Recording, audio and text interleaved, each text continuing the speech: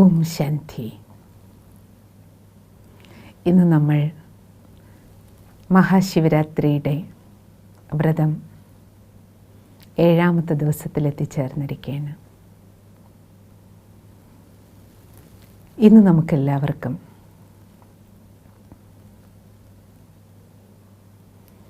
നമ്മുടെ വീട്, നമ്മൾ ജോലി ചെയ്യുന്ന സ്ഥലം, അത് ശിവക്ഷേത്രമായി കാണാം.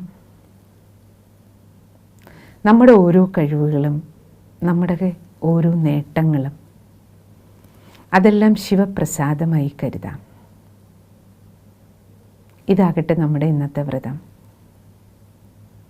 ജാഗരണം.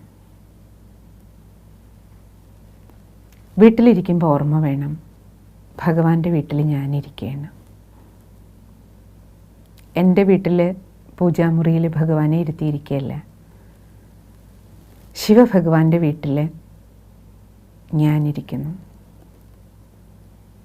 ഇന്ന് മുഴുവൻ ദിവസം മക്കളെ കണ്ടാലും മരുമക്കളെ കണ്ടാലും കുടുംബത്തിലെ ഓരോരുത്തരെ കാണുമ്പോഴും അവരുമായിട്ടുള്ള ബന്ധം ഏത് തന്നെയാണെങ്കിലും എല്ലാവരുടെയും ഭ്രൂമധ്യത്തിൽ ആത്മസ്വരൂപത്തെ കണ്ടുകൊണ്ട് എല്ലാവരും ഭഗവാന്റെ മക്കളാണ്.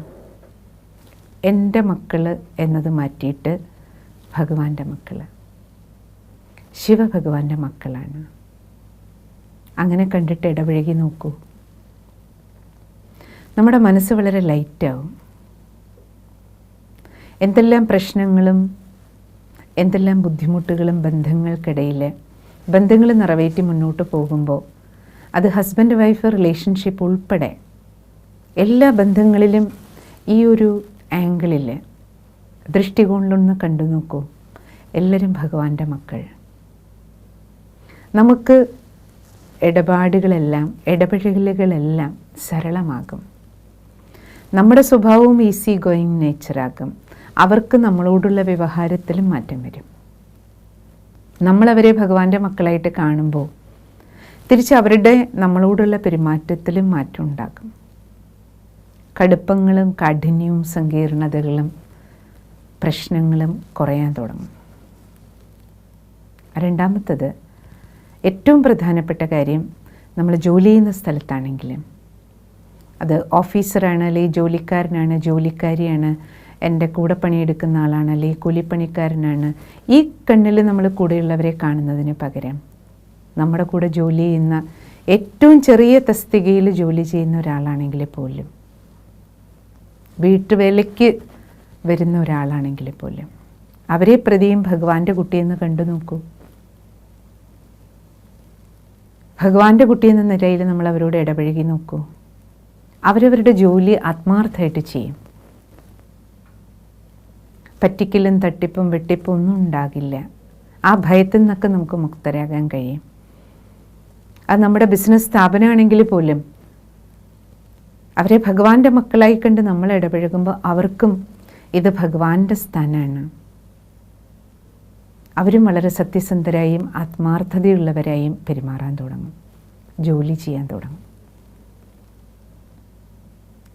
രണ്ടാമത്തെ ജാഗരണം നമുക്ക് വേണ്ടത്, നമുക്ക് എന്തൊക്കെ നേട്ടമുണ്ടെങ്കിലും അത് നമ്മുടെ ശരീരത്തിൻ്റെ സൗന്ദര്യമാകട്ടെ, പണമാകട്ടെ, കഴിവുകൾ എന്തെല്ലാം ഉണ്ടെങ്കിലും അത് പാടാനോ ഡാൻസ് ചെയ്യാനോ സംസാരിക്കാനോ വരയ്ക്കാനോ പഠിക്കാനോ സമ്പാദിക്കാനോ കാര്യങ്ങൾ ചെയ്യാനുള്ള പ്രാഗൽഭ്യമോ എന്തെല്ലാം കലകളും വിശേഷതകളും കഴിവുകളും നമ്മുടെ ഉള്ളിലുണ്ടെങ്കിലും, എത്ര വലിയ സ്ഥാനത്താണ് നമ്മളിരിക്കുന്നതെങ്കിലും, എല്ലാ നേട്ടങ്ങളും എല്ലാ കഴിവുകളും ശിവപ്രസാദാണ്, പ്രഭുപ്രസാദാണ്. എല്ലാം ഭഗവാൻ തന്നതാണ്. ഈ മനോഭാവത്തോടെ പ്രഭുപ്രസാദം എന്തിനുള്ളതാണ്? എനിക്ക് ഒറ്റയ്ക്ക് കഴിക്കാനുള്ളതല്ല, പങ്കിട്ട് കഴിക്കാനുള്ളതാണ്. നമ്മുടെ എല്ലാ കഴിവുകളെയും നേട്ടങ്ങളെയും അനേകരുടെ മംഗളത്തിന്. എങ്ങനെയാണ് ഭഗവാൻ വിശ്വമംഗളകാരിയായിരിക്കുന്നത്, അതേപോലെ ഇതൊരു സമയമാണ് നമ്മുടെ കഴിവുകളും നേട്ടങ്ങളും പ്രഭുപ്രസാദമാണെന്ന് മനസ്സിലാക്കി ജീവിക്കുമ്പോൾ അഹങ്കാരം ഉണ്ടാവില്ല, നിമിത്തഭാവം എപ്പോഴും ഉണ്ടാവും.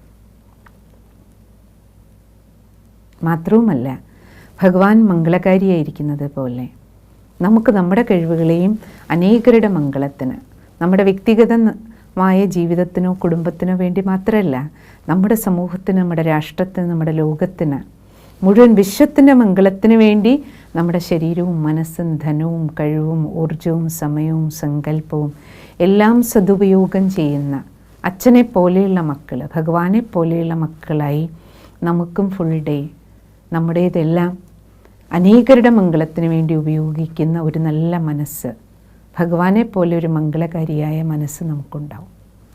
അതുകൊണ്ട് ഇന്നത്തെ ഫുൾ ഡേ നമുക്ക് ഈ ഒരു ജാഗരണം കാത്തു സൂക്ഷിക്കാം. ഞാൻ എവിടെ ഇരിക്കുന്നു, അത് ഭഗവാന്റെ വീടാണ്, ശിവക്ഷേത്രമാണ്. എൻ്റെ പക്കൽ എന്തെല്ലാം ഉണ്ടോ അതെല്ലാം പരമേശ്വര പ്രസാദമാണ്. ഓം ശാന്തി.